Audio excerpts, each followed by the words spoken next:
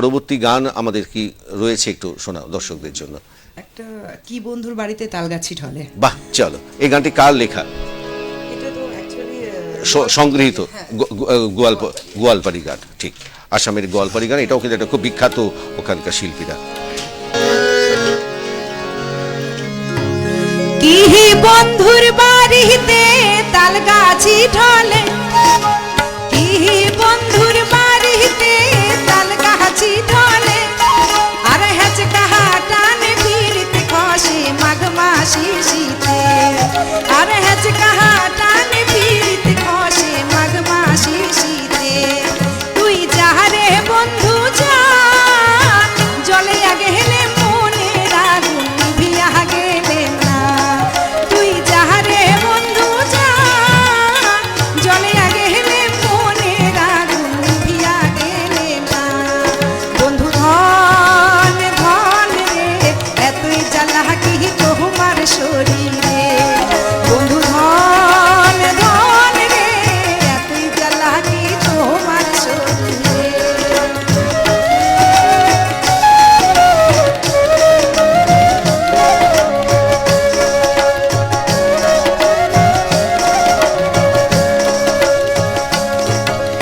দেখিতে হে দেখিতে হে গাবর হনু, রবিবারের দিন নাহায়র গেনু।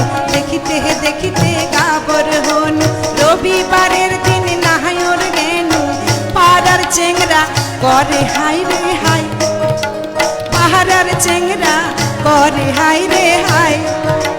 মুই তো পীড়িত করং না, চেংরা বন্ধু ছাড়ে না।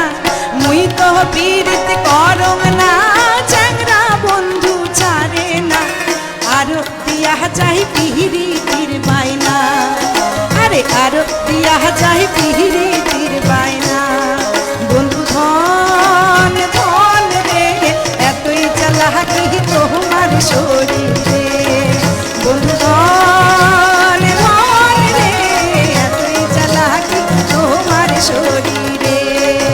আরে এতই জ্বালা কি তোমার শরীরে, আরে এতই গোসা কি তোমার শরীরে।